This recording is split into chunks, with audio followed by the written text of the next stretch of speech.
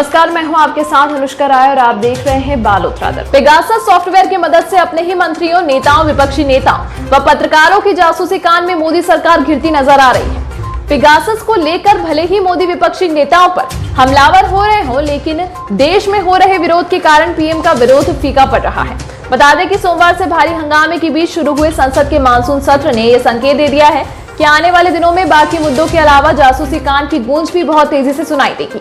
इसलिए आज संसद के गलियारों में एक ही सवाल उछलता रहा कि क्या जासूसी कांड मोदी सरकार के लिए मुसीबत का सबब बनेगा, और यह भी क्या रविशंकर प्रसाद को इसकी जानकारी थी, इसीलिए उन्हें कैबिनेट से बाहर किया गया।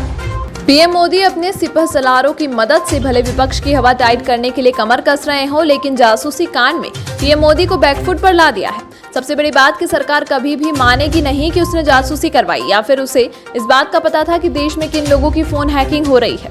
ऐसे भी पूरी दुनिया में क्रिमिनल लॉ का एक ही सिद्धांत है कि अपराध करने के बावजूद अभियुक्त को यही समझाया जाता है कि वो इंसाफ की देवी के आगे कभी भी यह ना कबूल करे कि उसने कोई गुनाह किया है।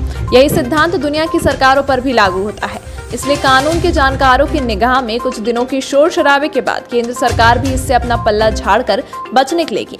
लेकिन इतना फर्क जरूर पड़ेगा कि इस खुलासे के बाद सरकार पर सवालिया निशान लग जाएंगे और विभिन्न क्षेत्रों के प्रमुख लोगों में यह डर बैठ जाएगा कि कहीं उनकी भी खुफिया निगरानी तो नहीं हो रही है। उल्लेखनीय है कि रविवार रात को एक रिपोर्ट सामने आई जिसमें दावा किया गया कि इजराइल के सॉफ्टवेयर पेगासस की मदद से भारत के करीब 300 लोगों के फोन हैक किए गए। इसमें 40 पत्रकार, मंत्री, विपक्ष के नेता, जज, बिजनेसमैन और अन्य सार्वजनिक जीवन से जुड़े लोग भी शामिल थे। इसमें आरोप लगाया गया है कि दुनिया की कई सरकारें एक खास पेगासस नाम के सॉफ्टवेयर के जरिए मानवाधिकार कार्यकर्ताओं, पत्रकारों, बड़े वकीलों समेत कई बड़ी हस्तियों की जासूसी करवा रहे हैं। सबसे बड़ी बात यह है कि चोर कभी नहीं कहता कि उसने चोरी की है, और अब ये तो मोदी सरकार है। गार्जियन अखबार ने तो साफ लिखा है कि जासूसी का ये सॉफ्टवेयर इजराइल की सर्विलेंस कंपनी एनएसओ ने कई देशों की सरकारों को बेचे हैं। इस सॉफ्टवेयर के जरिए 50,000 से ज्यादा लोगों की जासूसी की जा रही है। बांग्लादेश समेत कई देशों ने पेगासस सॉफ्टवेयर खरीदा है। इसे लेकर पहले भी विवाद हुए हैं।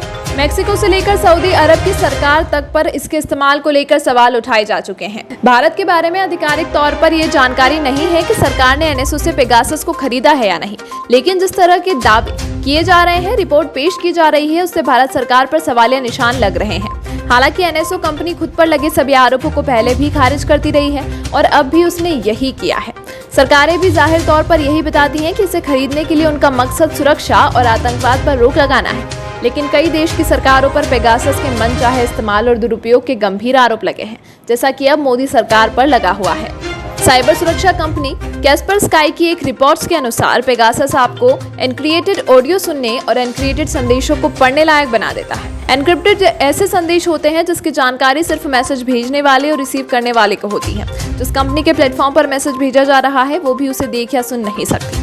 पेगासस के इस्तेमाल से हैक करने वाली को उस व्यक्ति के फोन से जुड़ी सारी जानकारियां मिल सकती हैं। रिपोर्ट के मुताबिक पेगासस से जुड़ी जानकारी पहली बार साल 2016 में संयुक्त अरब अमीरात के मानवाधिकार कार्यकर्ता अहमद मंसूर की बदौलत मिली।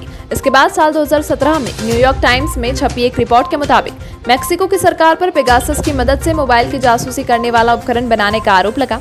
अब देखना होगा कि मोदी सरकार अपने ऊपर लगे इस बड़े आरोप से कैसे बच निकलती है, क्योंकि ये आरोप कहीं ना कहीं सच की ओर इशारा कर रहे हैं।